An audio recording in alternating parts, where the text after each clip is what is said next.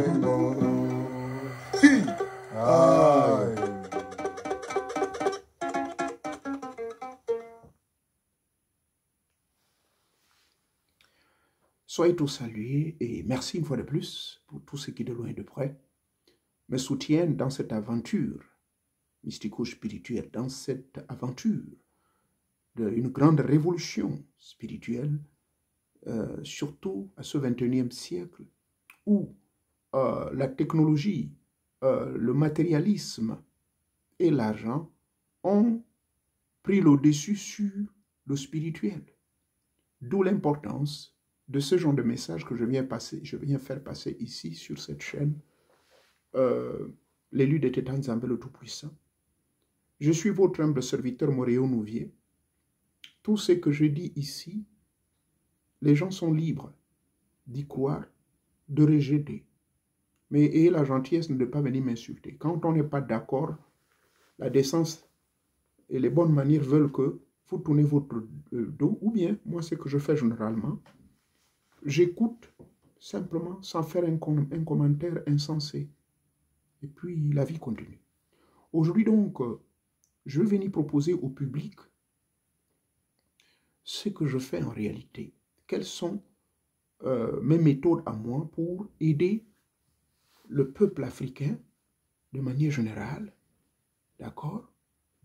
Je pourrais dire, je ne dirais pas, le peuple africain de manière particulière et les autres, puisque j'ai des blancs, des frères blancs, chinois, japonais, qui me suivent dans d'autres forums où je m'exprime dans d'autres langues étrangères en dehors du français. Donc, moi, j'ai une méthode que j'ai mise en place, que j'ai créée. Et je vais partager donc avec vous, brièvement, quelle est cette méthode-là. La même question m'a été posée sur TikTok plusieurs fois. Dans mes forums, les gens me contactent en privé. Ils veulent se joindre à cette aventure que j'ai lancée depuis un bon moment sur les réseaux sociaux. Et je tiens aussi à garantir, pour ne pas dire, à aussi réconforter mes frères initiés de grands mystères qui ne veulent pas partager les secrets, qui sont très conservateurs, que je ne viens pas ici diffuser nos secrets. Je viens simplement motiver, sensibiliser, attirer, un peu faire du marketing pour que notre jeunesse puisse se tourner vers nos rites et traditions. Il serait malvenu pour moi de donner des formules magiques, comment faire ceci et cela. J'ai appris cela de par le passé parce que tout au début, quand je mettais ici, il y a près de 300 rites, y compris sur ma page Facebook, j'ai mis des rites, pourtant tout simples, hein, qui peuvent aider les gens à pouvoir résoudre des problèmes facilement. C'est ce que j'appelle des fétiches en quelque sorte, c'est-à-dire des astuces qui peuvent vous protéger contre les forces du mal, qui peuvent vous permettre d'attirer l'argent naturellement sans pourtant pactiser avec un démon. Mais malheureusement, les gens qui l'ont fait ont eu des accidents graves. Quelques-uns ont effleuré la mort, d'autres par contre ont eu des problèmes de troubles mentaux et j'ai dû intervenir à distance.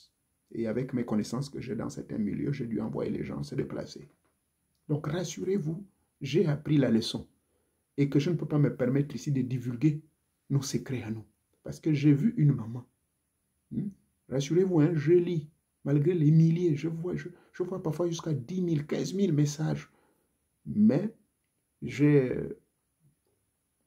un software, je ne sais pas comment on appelle ça en français, qui m'a coûté près de 2 400 000. Ça me filtre tous les messages qui semblent être des alertes très importantes. Et ça a été sélectionné. La maman donc a exprimé sa colère du fait que non, je n'ai pas le droit de venir dévoiler nos secrets et tout et tout et tout. Je vous rassure, une fois de plus, aucun secret n'est divulgué ici. Ce que je divulgue, c'est plutôt des enseignements exotériques et non ésotériques. Et même dans l'ésotérisme, il y a certaines choses que je ne trouve pas utiles de garder pour moi. Et rassurez-vous que je retiens toujours les enseignements de Balthazar. Donne peu, mais ne donne pas tout ce que tu as. Je répète, donne le peu que tu as, donne un peu, mais garde le tout. Ne donne pas tout ce que tu as. Et dans les armations, on me l'a appris. Si tu montres toutes les techniques à l'élève, mais l'élève va te mater un jour. Donc, pour ça, rassurez-vous. Je vais brièvement donc vous dire, moi, ma méthode à moi. C'est une méthode, au fur et à mesure que j'avance dans le monde de la mystique ou dans le monde de la spiritualité, sous couvert de ma grande science que j'aime bien, la méditation. Il y a de cela plus de 1 an, voire 2 ans, j'ai tellement médité et je suis venu avec un concept appelé initiation douce et initiation forte. 6 mois plus tard, je suis venu avec un concept qu'on appelle le prêt. Le prêt, c'est un concept que j'ai appelé l'outil nécessaire pour vous permettre de déclencher tous vos pouvoirs, pour vous permettre de mieux maîtriser toutes les magies du monde. Le prêt, c'est quoi? Prêt, P pour penser, 3 formes de pensée, mais j'utilise la 3e forme de pensée et non la première ou la 2e pour vous aider à comprendre le prêt. Ensuite, le R. Le R, c'est la respiration. Il y a également 3 formes de respiration, mais j'insiste beaucoup sur la 3e forme de respiration pour mieux comprendre le prêt. E, esprit ou énergie. Oui, pour que la pensée et la respiration qui sont déjà mises en place, exécutées par l'apprenti ou exécutées par l'adepte, il lui faut une force pour pouvoir avancer, ça s'appelle l'énergie.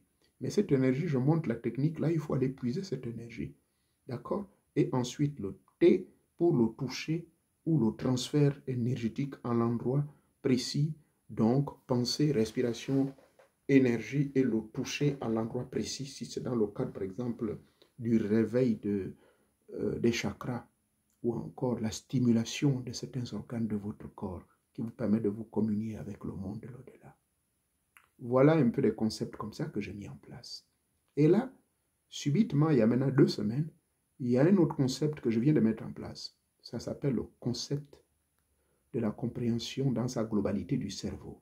La stimulation de 5 organes, sous-organes du cerveau, sous couvert de l'hypothalamus, dont la sortie tubale, donc la sortie même au niveau de l'hypothalamus, il y a un phénomène de l'aire sensorielle et extrasensorielle qu'il va falloir mettre en place pour aider les gens à comprendre cela.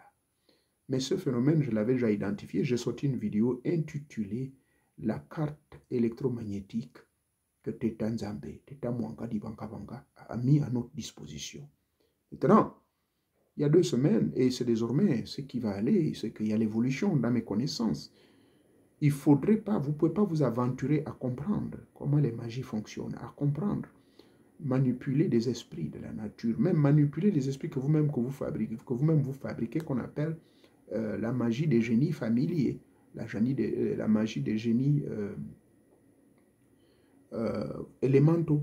Ces génies élémentaux, ce sont des génies que vous fabriquez à partir des 4 éléments de la nature.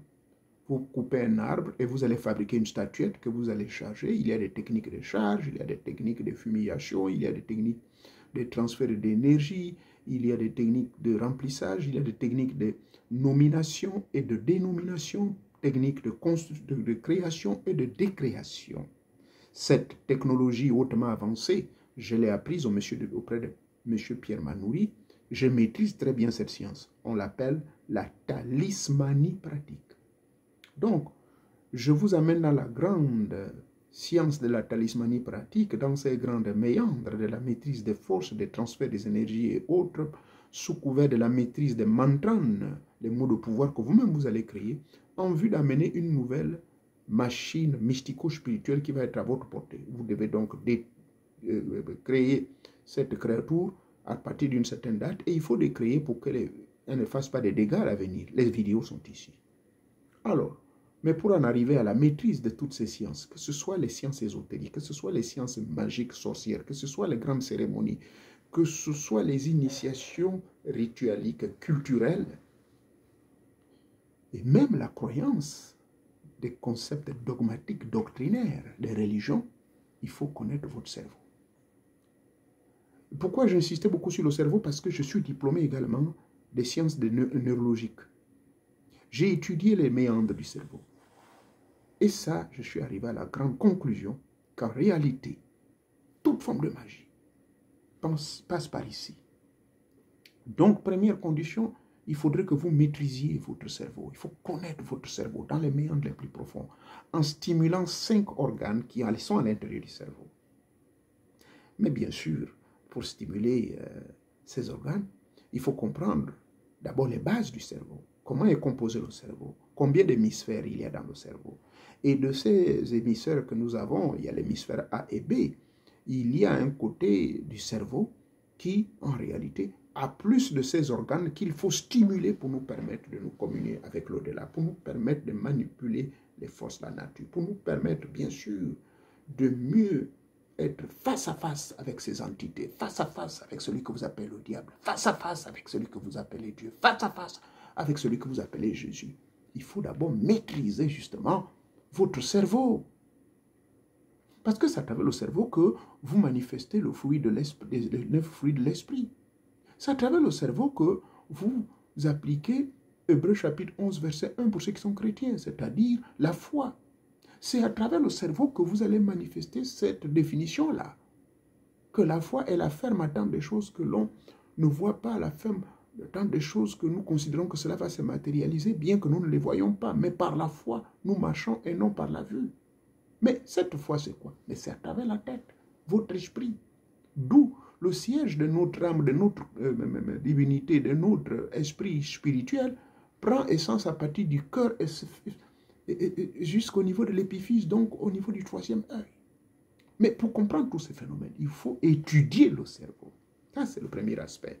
Et bien sûr, maintenant, on va passer dans des techniques profondes de respiration, de ceci et cela, à travers le prêt, et vous avez compris le mécanisme de l'initiation douce, l'initiation forte. Ensuite, comprendre le phénomène du prêt, c'est-à-dire contrôler ses pensées, les respirations et l'énergétisation, comment faire circuler l'énergie en soi, ce qu'on appelle le pranayama yoga, prana yoga, donc le yoga du prana, qui est le transfert et l'acquisition, et ensuite comment capter cette énergie pranique afin de créer le grand travail sous couvert du toucher, le toucher. Parce qu'il y a certaines techniques où on va vous exiger de toucher certaines zones de votre corps afin de déclencher certaines forces. Donc, l'étude du cerveau est très importante. Vous allez comprendre cela. Après, maintenant que vous eussiez, au cours de cette formation, que vous compreniez maintenant les mécanismes de fonctionnalité de votre cerveau, alors je vous amènerai à la deuxième chambre. Cette chambre, c'est quoi? La méditation. Eh bien, dans les méandres de la méditation, vous verrez qu'il y a plusieurs formes de méditation. Ici même, je décris les différentes formes de méditation. Il y a la méditation qui est l'ouverture du grand champ de conscience. Ça, c'est la méditation classique que tout le monde connaît. Mais derrière cette grande ouverture de votre champ de conscience, il y a également d'autres formes de méditation. Il y a la méditation concentrative. Mais la méditation concentrative, c'est quoi? C'est celle-là qui est dangereuse, qui peut vous créer des maux de tête, comme je l'ai expliqué sur ma chaîne TikTok. Et il y a une autre forme de méditation, on appelle ça la méditation contemplative. Et qu'est-ce que c'est la méditation contemplative? C'est ce qu'on appelle le Bhakti Jnana Yoga. Pourquoi? Ça sert à quoi? Et il y a également une autre forme de méditation qui est la méditation consciente à l'instant I, en ayant vos yeux ouverts. Vous pouvez méditer les yeux ouverts. Mais toujours ayant pour base l'ouverture de votre champ de conscience afin de se connecter avec le grand champ de conscience cosmique universel. Donc, c'est important que je vous amène dans cette aventure de la méditation. Parce que l'aventure est la clé de mire. Quand vous allez plutôt la méditation, oui, c'est la clé qui vous permet de pratiquer toute forme de magie. Maintenant, quelle que soit la voie que vous aurez choisie, que ce soit la voie de l'initiation douce, que ce soit la voie de l'initiation forte, vous aurez besoin du prêt. Le prêt est la clé qui va vous permettre donc de maintenant vous armer après avoir bien compris les mécanismes, comment le cerveau fonctionne, puisque maintenant le cerveau est bien rangé, vous n'avez pas de troubles mentaux, votre cerveau est maintenant fonctionnel, votre cerveau marche très bien. Mais attention, il y a des exceptions, il y a des gens qui ont des maladies mentales, mais qui peuvent faire les sciences occultes. Et je vous informe que parmi l'un de mes élèves ici aux États-Unis, il est schizophrénique. J'ai prouvé à mon ami, le médecin psychiatre, que les voix que ce monsieur-là, ce jeune homme-là entend, ce ne sont pas ses propres voix. Ce sont les voix qui viennent de l'au-delà, mais qui sont filtrées par son subconscient individuel sous couvert d'une carte magnétique. Il me dit, quelle carte magnétique? Je dis, vous avez étudié en tant que psychiatre, vous avez fait la psychologie du comportement, vous avez étudié le cerveau dans son entièreté, et même vous avez des cours de neurologie. Étudiez bien le phénomène des neurotransmissions. Les neurotransmetteurs, leur rôle, à un certain niveau, c'est cette transmission de neurotransmetteurs paraît incomplète, mais c'est au niveau du champ de conscience, au niveau de la fin du tube de l'hypothalamus, là, qui sépare l'air sensoriel et l'air extrasensoriel. C'est à ce niveau où il y a ces phénomènes schizophréniques que vous dites. Mais si, au niveau donc de cette zone tubale qui contrôlée par l'hypothalamus, le patient entend des voix, mais il ne l'entend pas de l'intérieur, mais plutôt de l'extérieur. Mais l'extérieur, c'est à la fin du tube, où il y a ces deux autres sorties qu'on appelle l'air sensoriel et l'air extrasensoriel. C'est là où tout est filtré, sous couvert de l'hypothalamus. Mon ami psychiatre me regarde, il me dit, c'est pas possible, allez-y me faire un exposé dans toutes les télévisions publiques américaines et apporter toutes vos preuves. Mais mon Dieu, vous êtes en train de dire quelque chose d'intéressant. Donc, mes méditations m'amènent à beaucoup de découvertes. C'est pour cela que je vous dis, ne négligez pas la méditation. Donc, je vous amène à cette deuxième étape, la méditation, parce que c'est la discipline de votre esprit, c'est la discipline de votre conscient, et puis vous allez apprendre également les techniques de concentration, les techniques de visualisation, les techniques de création, ainsi de suite, les techniques de bilocation consciente, ce qu'on appelle la sortie astrale.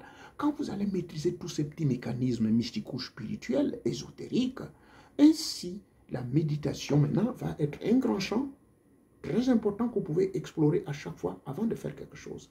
Maintenant, une fois que vous avez étudié et compris ce que c'est la méditation, votre cerveau est bien maîtrisé, vous avez compris tous les méandres, vous avez compris pourquoi vous pensez comme ci, pourquoi vous faites ceci, parce que vous avez déjà compris comment stimuler vos 5 organes internes du cerveau.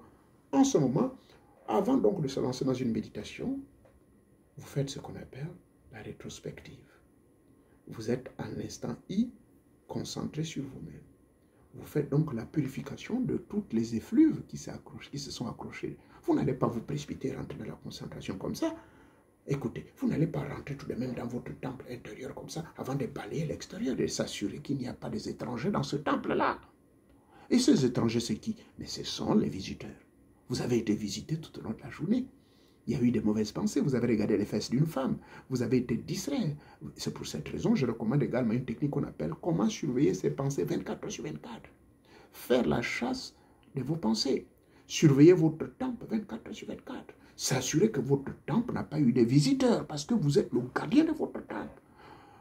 Le temple de Dieu n'est pas fait de main d'homme. Le véritable temple de Dieu est en vous. Et ça, tous les religieux le disent. Tous les grands scientifiques, tous les grands mystiques, y compris Paul, le fondateur du christianisme, l'a dit dans le livre de Corinthiens. Maintenant, une fois vous avez maîtrisé donc la méditation, avant de rentrer dans cette phase de la méditation, vous faites cette prise de conscience individuelle. Vous faites la rétrospective d'abord.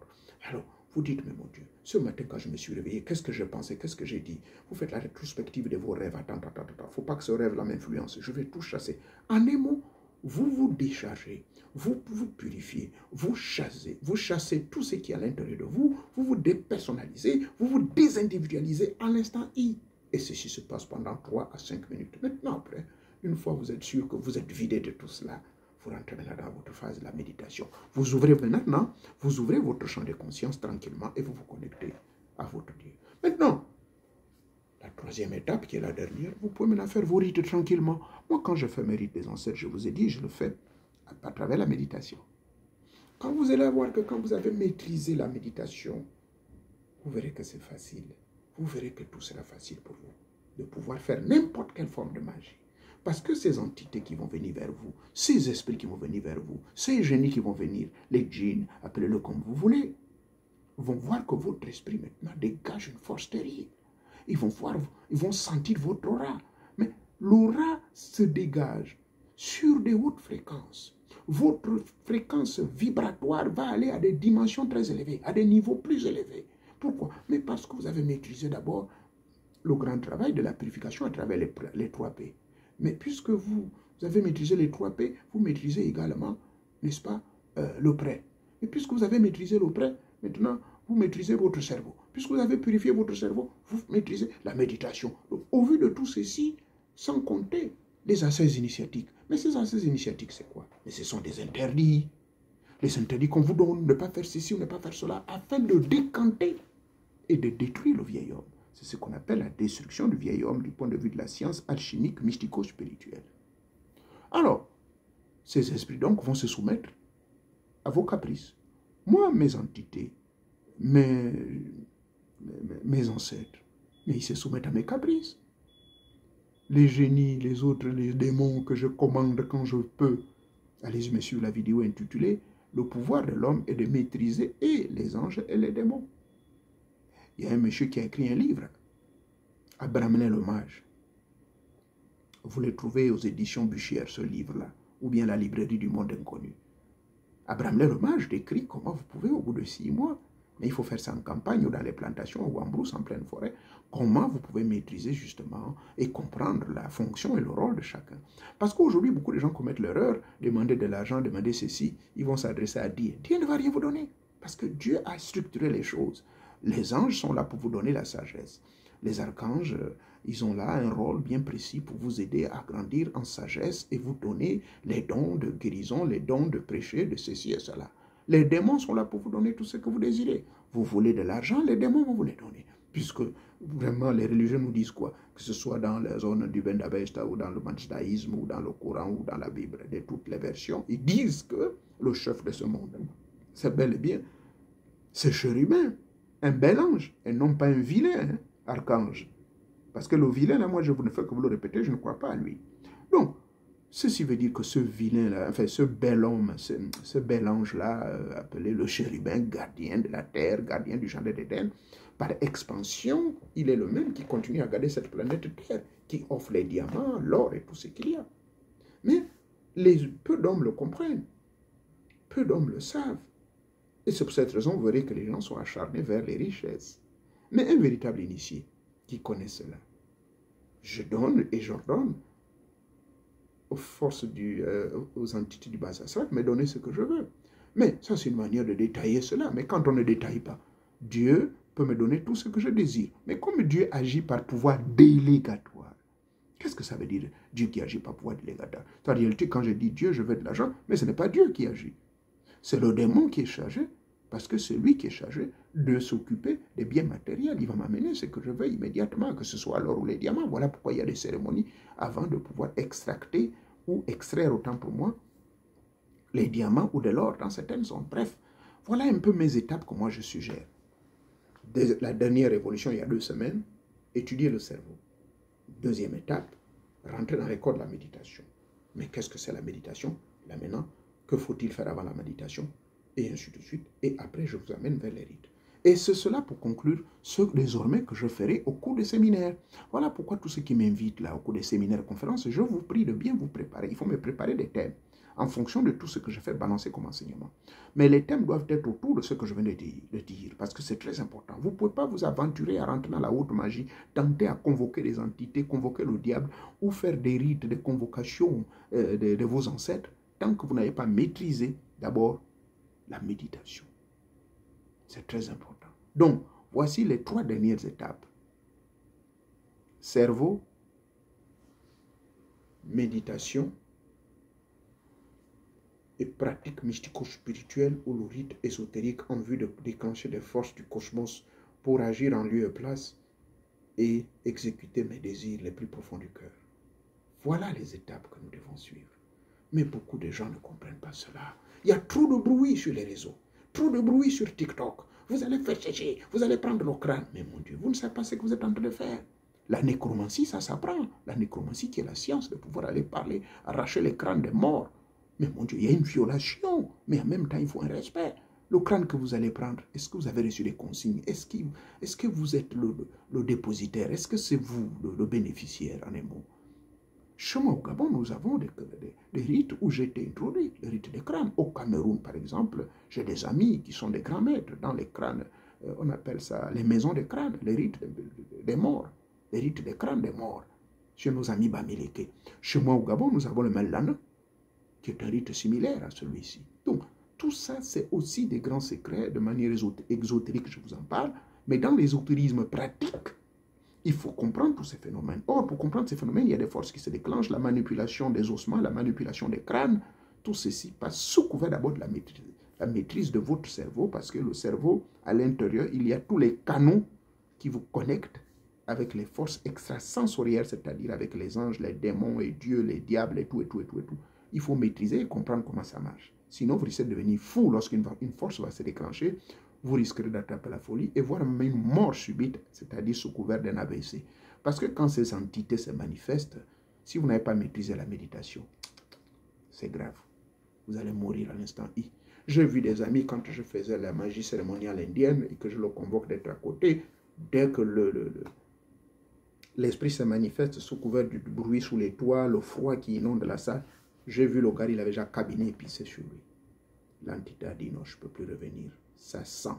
Voilà pourquoi dans certains rituels, par exemple dans le système tidjane, dans le soufisme, là je parle dans l'islam, souvent la plupart des grands marabouts, les vrais, j'ai expliqué ce que c'est un marabout ici, ça n'a rien à voir avec ce que vous voyez qui font le banditisme. Les vrais marabouts, qui sont les intermédiaires entre les génies, les djinns, les dieux et les hommes, ils vivent toujours dans la propreté. Ils aiment tout ce qui est pur, propre, tout est blanc chez eux, aucune saleté. Pourquoi? Parce que ces entités, quelle que soit la dénomination, ange, archange, ils n'aiment pas la saleté. Alors quand ce mec avait la chiotte, les pipis sur lui, l'ange a refusé le djinn a préféré retourner. Merci de m'avoir suivi. Donc voici en conclusion ce que je voulais vous interpeller pour vous dire que désormais, ceux qui veulent me suivre dans cette grande aventure, sachez que nous allons travailler sur les 3 éléments en question. Séminaire, conférence, Magie pratique, toujours sous les toits. Et c'est ça sur lequel mon école va se baser. Laquelle école va beaucoup mettre l'accent dessus, sur l'initiation douce, pratique, mais forte, le prêt, et on est parti du prêt, on arrive finalement aux 3P également, préparation, purification et perfectionnement, pour arriver également aux 3 dernières étapes. Quelles sont les 3 dernières étapes? C'est-à-dire l'étude de la compréhension du cerveau, la méditation et ensuite les mains sur les rites. Et c'est ainsi que vous allez évoluer. Que Teta Mwangadi Banka Banka vous bénisse. Merci une fois de plus de m'avoir suivi. Une fois de plus, soyez bénis. Merci encore. Merci encore. Maintenant, si j'ai offensé quelqu'un dans mon parler, qu'il me pardonne. Par contre, si vous avez aimé ce que j'ai exposé ici, veuillez partager au maximum auprès de ceux qui veulent connaître, s'il vous plaît. Dites-leur que M. Morio ne venait pas méchant, mais qu'il met à votre portée, à votre disposition des grandes connaissances. Je préférerais les garder secrets. Les livres pour préparation, dès que j'ai fini de parler là, puisque j'ai cette... j'oublie le mot en français. Software qui automatiquement fait la transcription en français et je vais le traduire en anglais et puis on écrit. Voilà. Pour me protéger, parce que pour moi, je n'ai pas de logo, tout. Il y a mon équipe qui est en train de travailler là-dessus pour éviter qu'il y ait des gens qui volent mes enseignements et vont les transférer ailleurs. Donc voilà Maître Moréo Nouvier qui vient de parler. C'est moi. Je suis ici en chair et en os et que je suis l'auteur de tout ce que vous voyez ici, que ce soit sur YouTube, que ce soit sur TikTok. C'est vrai qu'il y a des moments où je change de forme, il y a des moments où je rajeunis, il y a des moments où j'ai l'âge de 19 ans, il y a des moments où j'ai l'âge de 61 ans. Tel que là, c'est là, 61 ans. Peut-être ça se voit, je ne sais pas. Mais à un moment, vous verrez que j'ai 35 ans. À un moment, ça c'est moi. Je maîtrise ce phénomène de transformation, de se déguiser. Je peux me transformer en animal. Il n'y a rien de secret. Une fois que vous allez être face à face avec moi, je peux vous montrer, il y a des techniques. Tout passe toujours par la respiration. Ça passe toujours par le prêt. Que ce soit se transformer en animal. Et c'est des techniques qu'on m'a appris chez moi là-bas au Gabon. Il y a des gens qui se transformaient en éléphant. Ma tante le faisait régulièrement. Elle se transformait en éléphant. Hein.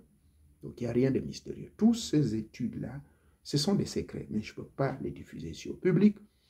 Veuillez vous abonner, s'il vous plaît. Entraînez les gens. Et puis préparez-vous pour me recevoir. Invitez-moi. Mais pour m'inviter, il y a des conditions. Et on va vous les donner. Merci beaucoup. Merci encore. Merci. Portez-vous bien. Merci.